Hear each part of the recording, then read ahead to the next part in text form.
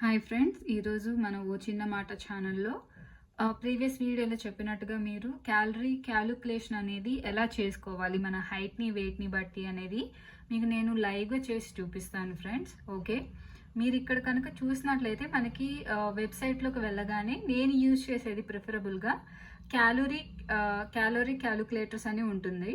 Okay, so మీకు ఇక్కడ website వచ్చేసి కూడా calorie-calculator.net అని ఉంటుంది. దీన్ని మీరు క్లిక్ చేయగానే మీకు ఇలాగా కొన్ని డీటెయిల్స్ అడుగుతుంది ఫ్రెండ్స్. ఓకే, సో మీరు ఇక్కడ డీటెయిల్స్ అనేవి సెలెక్ట్ చేసుకోండి. మీ ఏజ్ ఎంత ఉంటే అంత ఇవ్వండి, మీ జెండర్ ఇవ్వండి, అండ్ ఇక్కడ వచ్చేసరికి మీ హైట్ ఇవ్వండి. అండ్ ఇక్కడ మనకి వెయిట్ అనేది కేజెస్లో తీసుకోదు ఫ్రెండ్స్. ఓకే, కేజెస్ని మీరు పౌండ్స్లోకి కన్వర్ట్ చేసుకోవాలి. జస్ట్ లైక్ ఇప్పుడు మీకు చూపిస్తున్నట్టు 66ని నేను పౌండ్స్లో కన్వర్ట్ చేశాను.